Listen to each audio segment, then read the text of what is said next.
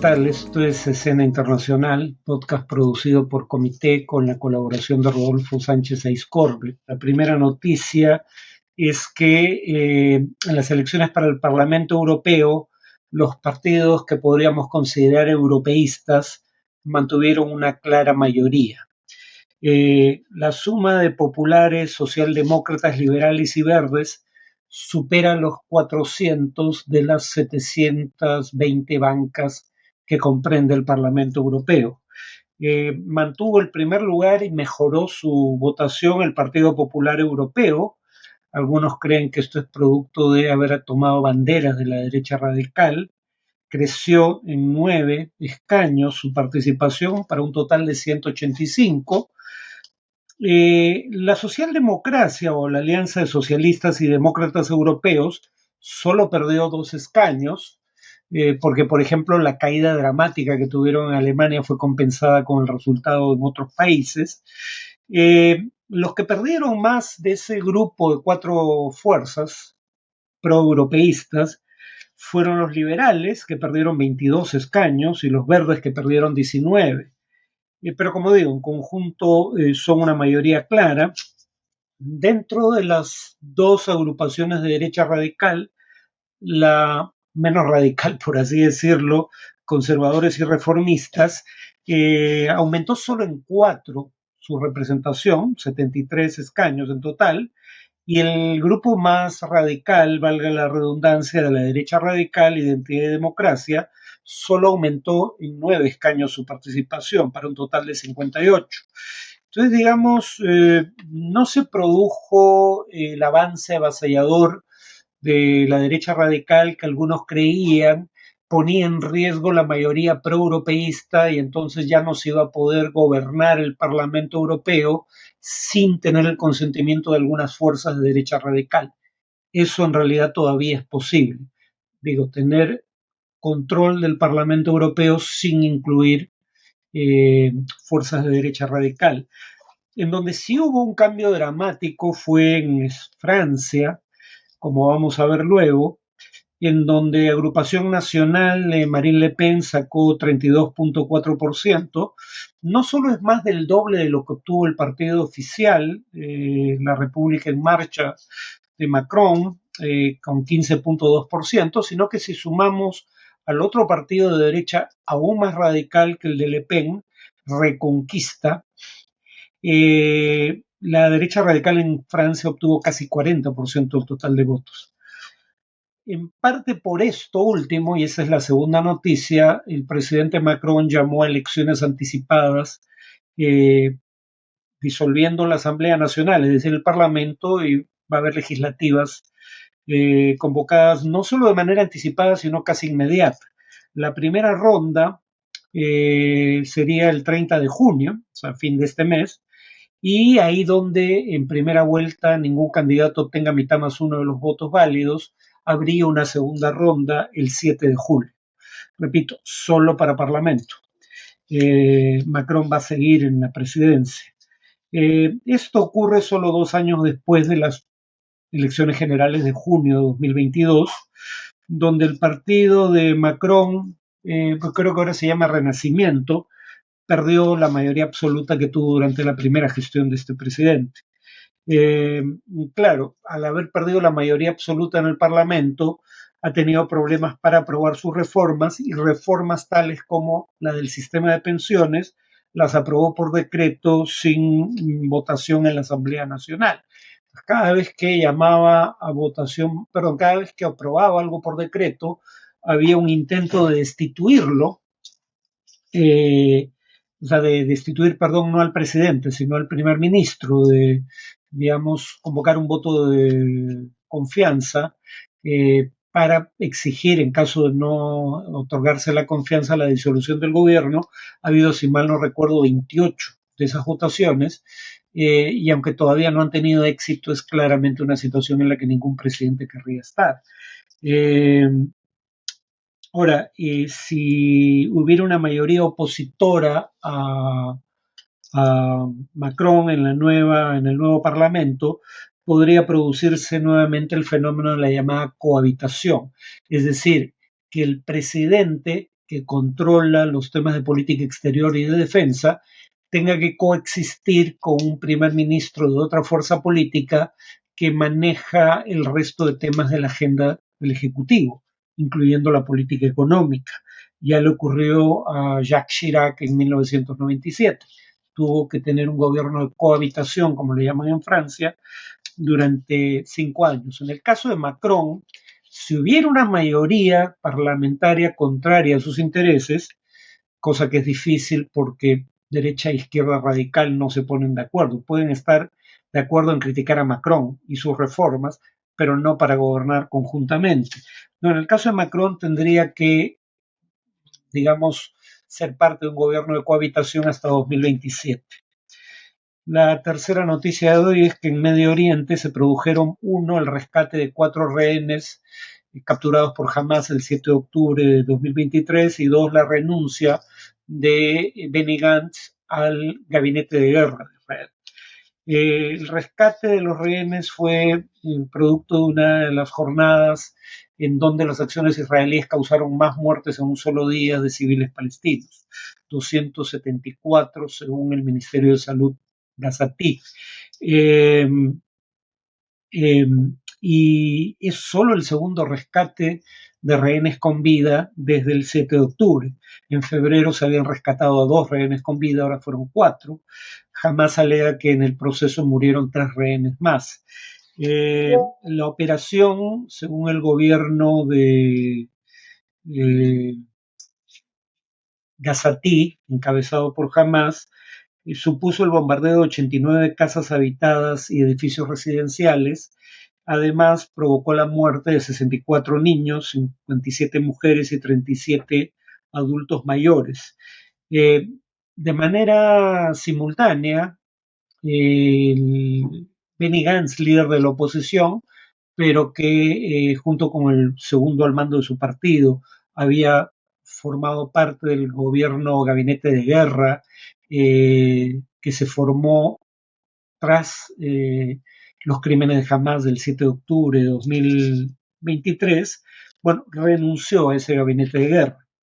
Eh, Así cumplió con un ultimátum que había dado días antes, en mayo pasado, y el ultimátum era para el 8 de junio, pero se postergó por el tema que ya mencionamos del rescate, porque Gantz había pedido como condición para permanecer en el gabinete de guerra eh, condiciones que Netanyahu no aceptó, como presentar un plan para el gobierno de Gaza tras el final de las operaciones militares eh, israelíes en esa zona y un acuerdo para la liberación de los rehenes, eh, acuerdo que no se ha producido. Eh, Ahora, la renuncia de Gantz y otro miembro de su partido al gabinete de guerra no hace que el gobierno de Netanyahu llegue a su fin, porque para eso tendría que perder la mayoría en el Congreso, siendo un sistema parlamentario de gobierno el israelí, y tiene mayoría en una coalición con la extrema derecha sin necesidad del apoyo de Gantz y su partido. Entonces, si bien esto es un medio adicional de presión sobre Netanyahu, entre otras cosas, para cumplir con los temas exigidos por Gantz, que también le exigen sus propios aliados estadounidenses y europeos, uno, un cese al fuego que permita la liberación de rehenes, y dos, establecer el tipo de autoridad que debería haber en Gaza cuando cesen las hostilidades, eh, digamos, pero no hay garantía de que eso ocurra. Y hasta ahora, Yoav Galant, miembro del partido del primer ministro Netanyahu, el Likud, pero crítico de Netanyahu, no ha renunciado al cargo de ministro de Defensa. En cuanto al tema de análisis, pues voy a hablar precisamente del tema de las elecciones para el Parlamento Europeo, ¿no? Eh, lo primero que habría que decir es que La derecha radical no aumentó significativamente el número de escaños que tiene en el Parlamento Europeo.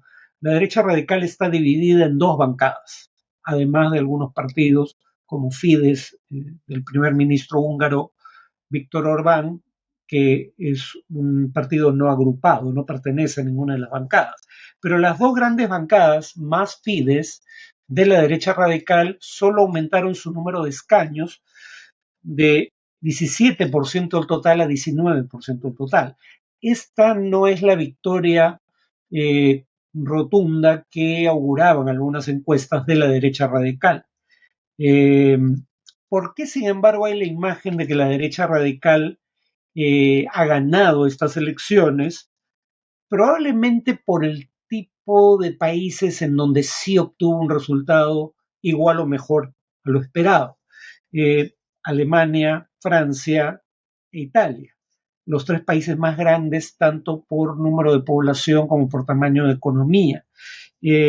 Ahora, en países cuya población suma más del 50% de la población de los países miembros de la Unión Europea, la derecha radical es la primera o la segunda fuerza electoral, ¿no? Creo que eso es lo que ayuda a entender por qué la imagen que tenemos de lo ocurrido favorece más a la derecha radical de lo que su participación en escaños, como proporción del total, reflejaría. Ahora, en Alemania y Francia sí hay un avance significativo. En Italia, en realidad, el avance no es tan grande porque la derecha radical ya había tenido resultados buenos en las elecciones para el Parlamento Europeo de hace 5 años, en 2019. Lo que ha cambiado es la composición dentro de la derecha radical, es decir, de los partidos representados en el Parlamento Europeo. Cae la Liga de Matteo Salvini, aumenta Hermanos de Italia de la jefa de gobierno Giorgia Meloni. Pero en el caso de Alemania y Francia, los países cuya alianza forjó la fuerza motriz de la unificación europea, ahí sí ha habido cambios significativos. En Alemania, el partido Alternativa para Alemania, como auguraban las encuestas, ocupó el segundo lugar con poco más del 15% de los votos. Eh, y los socialdemócratas tuvieron el peor resultado desde que hay elecciones para el Parlamento Europeo. Eh, y claro, algunos dicen, Alternativa para Alemania obtuvo un buen resultado, poco más del 15%, que es más o menos lo que elaboraban las encuestas, pese a los escándalos en que se vio involucrado el partido en la etapa previa a la elección. Yo me atrevería a decir que los partidos de derecha radical, si acaso, se alimentan de los escándalos, no suelen perjudicarlos significativamente. En el caso francés, como ya indiqué, la cosa fue más dramática. Agrupación Nacional de Le Pen obtuvo 32.4% de los votos y Reconquista, un partido a la derecha del de Le Pen, 5.5%, es decir, cerca del 40%. En ese contexto es que Macron decide convocar a elecciones solo para el Parlamento anticipadas. Él seguirá siendo presidente hasta 2027. Parece confiar en que una alianza con fuerzas moderadas podría darle la mayoría parlamentaria que no tiene ya por cuenta propia y que no va a tener tampoco en estas elecciones adelantadas, a juzgar por el resultado que obtuvo su partido en las elecciones para el Parlamento Europeo. Habría que recordar que el Partido Socialista ha crecido significativamente respecto a las elecciones nacionales del 22 y lo ha hecho a expensas de la izquierda radical, Francia insumisa, y que Macron empezó su carrera política como ministro de un presidente socialista, François Hollande, ¿no? Eh, Ahora, algunos dicen es una apuesta muy arriesgada, pero tal vez crea que si se ve forzado a cohabitar, como le llaman en España, perdón, en Francia, a tener un gobierno de cohabitación con un primer ministro de agrupación republicana, el partido de agrupación nacional, perdón, el partido de Marine Le Pen, tal vez confíe en que éste haga una gestión mediocre que afecte sus perspectivas para la elección presidencial de 2027, ¿no? ¿Por qué? Porque eso ha ocurrido en otros países de la Unión Europea donde la derecha radical llegó al gobierno. Lo vamos a ver en un minuto. En general, además, el resultado de elecciones para el Parlamento Europeo no es necesariamente un augurio de lo que ocurriría en elecciones nacionales, porque la participación electoral suele ser más baja en las elecciones para el Parlamento Europeo de las que suele haber en elecciones nacionales. Precisamente por eso es que países como Bélgica hicieron coincidir. Esto no ocurrió mucho en esta elección, pero sí en la de 2019. Hubo países que hicieron coincidir elecciones regionales y nacionales con la elección para el Parlamento Europeo, y eso habitualmente con una mayor participación hace que se reduzca el apoyo a los partidos de derecha radical. Ocurrió en Bélgica, donde coincidieron las tres elecciones. Esa es una de las razones por la que la derecha radical no estuvo a la altura de las expectativas. La otra parece ser el hecho de que cuando han llegado al gobierno no lo han hecho del todo bien, y eso termina siendo castigado por el electorado.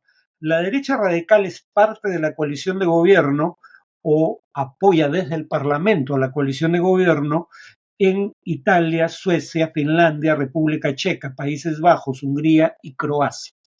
7 de los 27 países de la Unión Europea. Bueno, salvo el caso de Italia, en esos lugares le ha ido mal a la derecha radical, o en todo caso ha tenido un resultado inferior a lo esperado. Por ejemplo, en Suecia, en Finlandia, en Países Bajos y en Hungría, donde el partido de Orbán ha visto reducir en 8 puntos su votación. El Parlamento Europeo es una fuerza colegislativa, es decir, no toma decisiones por sí solo, lo tiene que hacer junto con los gobiernos de la Unión, agrupados en el Consejo Europeo, pero es colegislativo, aprueba junto con los gobiernos el presupuesto y también participa de manera conjunta en la elección de autoridades, como la presidencia de la Comisión Europea, cargo para el que va a la reelección Ursula von der Leyen. Pero aquí Ursula von der Leyen tiene el problema que tiene en general el Partido Popular Europeo al que pertenece, es decir, los conservadores democráticos o la centro derecha democrática.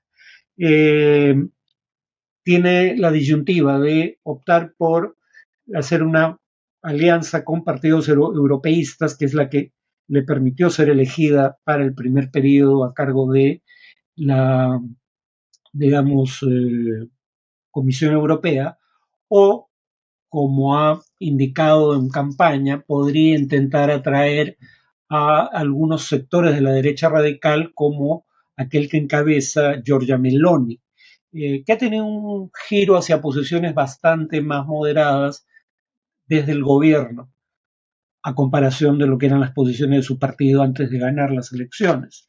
Esa creo que va a ser la gran disyuntiva, en qué medida von der Leyen busca únicamente el apoyo de los partidos europeístas, que ya le han dicho por lo menos dos de ellos en el Parlamento Europeo, los socialdemócratas y los verdes, que no participarían de una coalición que integre a partidos de la derecha radical. Bueno, eso es todo por hoy. Nos vemos en el siguiente podcast.